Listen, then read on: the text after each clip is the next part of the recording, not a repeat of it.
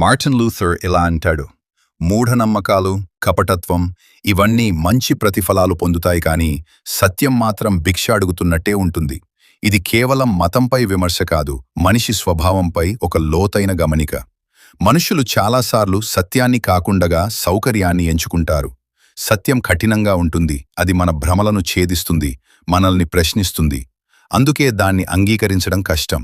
కానీ మూఢనమ్మకం మనకు భరోసా ఇస్తుంది, మన భయాలను సులభంగా తీరుస్తుంది. కపటత్వం మనల్ని బయటకు మంచివాళ్లలా చూపిస్తుంది. అందుకే ఇవి సమాజంలో బహుమతులు పొందుతాయి. సత్యం మాత్రం ఒంటరిగా ఉంటుంది, దానికి చప్పట్లు ఉండవు, గౌరవం తక్షణం రాదు. అది నిశ్శబ్దంగా ఎదురుచూస్తుంది, ఎవరో ఒకరు దాన్ని చూడటానికి, అర్థం చేసుకోవటానికి వస్తారని. ఇంకా ముఖ్యమైన ప్రశ్న ఏమిటి అంటే, మనము నిజంగా సత్యాన్ని కోరుకుంటున్నామా, లేక మనకు సౌకర్యంగా అనిపించే అబద్ధాలను కోరుకుంటున్నామా?